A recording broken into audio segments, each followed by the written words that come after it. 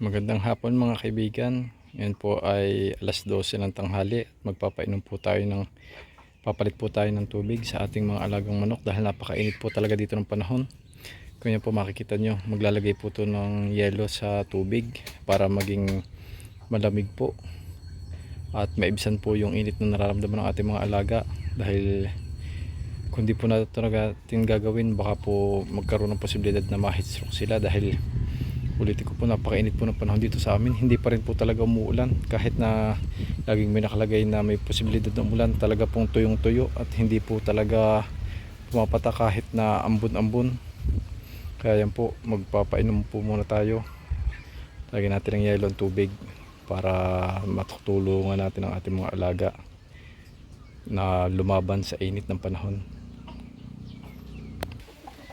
So yun nga po mga kaibigan, tapos na po tayo magpainom uli ng tubig na may yelo. At kung nakikita nyo po, ito po, bumili po tayo ng bagong trapal, sapagkat papalitan po natin itong ating lumang trapal na halos 3 taon nang nagsilbi sa atin. Ilang bagyo na po ang dinaanan rito, pero makikita nyo matibay pa rin, buo-buo pa rin. Kaso dahil sa wear and tear, sa init, makikita nyo may mga parting may bitak-bitak na. At kailangan na po natin silang paltan sa paghahanda natin sa susunod na bagyuhan naman, para maging safe ang ating manukan. Paggagamitan pa rin naman po tayo nitong ating lumang trapal kung saan natin pwedeng ilagay yan, pero dito po ay kailangan na po nating paltan.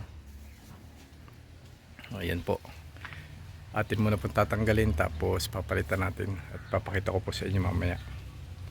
So yan na po mga kaibigan, ang ating bagong gawang trapal. Ayos natin, pinalaki. Mas mahaba po ito ay 8 by 12 feet, samantalang yung isa ay 6 by 12 feet. Yan, nilagyan po natin ng kahoy, tapos dito na natin tinala sa kahoy dahil yung pong ating huling trapal ay napunit. Makikita nyo po, ayan, ayan oh. Ito pong mga duluhan, mga pinagtalian, napupunit po dahil nahihila po sila pagka malakas ang hangin, lalo pag bagyuhan. Yan po ang unang nasisira, ito po ang dulo. Kaya ayan po ang ginawa natin, bigyan natin ng kahoy para kung sakali itong hihilahin, hindi madadala tong pinagbutasan. Yan, yan po. Mas mura po itong sa nabilhan ko kaysa sa online. At titingnan natin kung matibay. So far naman ano naman siya, mukha naman siyang ayos, hindi naman siya sako. Although mas makapal tong isang to itong luma, parang mas makapal to. Pero sa isang tao ko lang naman sila binili, kaya tingnan natin kung anong mangyayari. Mukhang ito ay old model na, 3 years ago na tong nabili. Wala na to. Tinanong ko dun sa binilahan ko, wala na daw silang ganun ito. Yun ang isang ganun. Kung papapansin nyo, ito nasa ilalim yung dilaw, ayun, nasa ibabaw yung dilaw.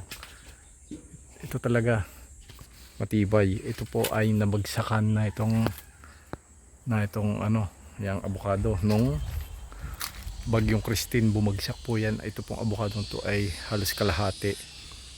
Sinwerte na lang po tayo dahil hindi po doon bumagsak sa bubong na yero, nadala po ng hangin. Dito po bumagsak sa tulda natin. Kung makikita nyo po, punit po yan, pero hindi po yan nasira, hindi po napunit.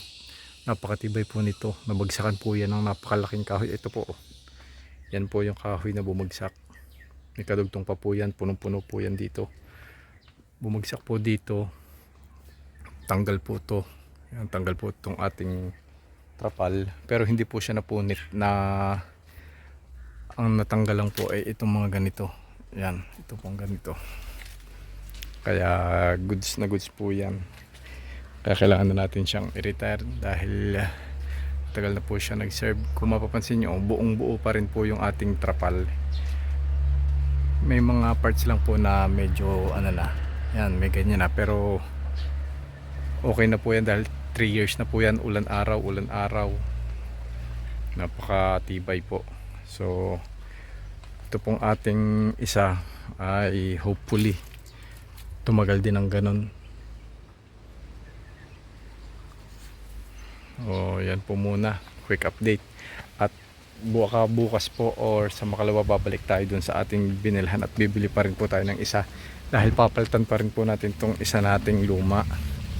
Bibili tayo ng, kung available po, ang 8x14 dahil isasagad po natin dito sa dulo na to para hindi po pumasok yung ulan dito. So yun po, salamat po. Yan muna po ang ating update for today dahil napakainit po ng panahon. Talagang wala po tayo masyadong magawa. Kung makapapansin nyo po, ito ang ating mga alagang, yan po sinapipay. Ito po ay, kung tatandaan nyo na, doon po sa range, doon sa may bayabas. Pero inilagay po natin dito padalawang araw na dahil sobrang init po talaga. Tingnan nyo, nasa lilim na po sila pero humihingal pa rin. Tapos yung tubig natin, nilalagyan natin ng yelo. Talagang hindi po kakayanin pagka hindi po natin ginawa ng paraan. So yan po muna, maraming salamat mga kaibigan, at sa ulitin po.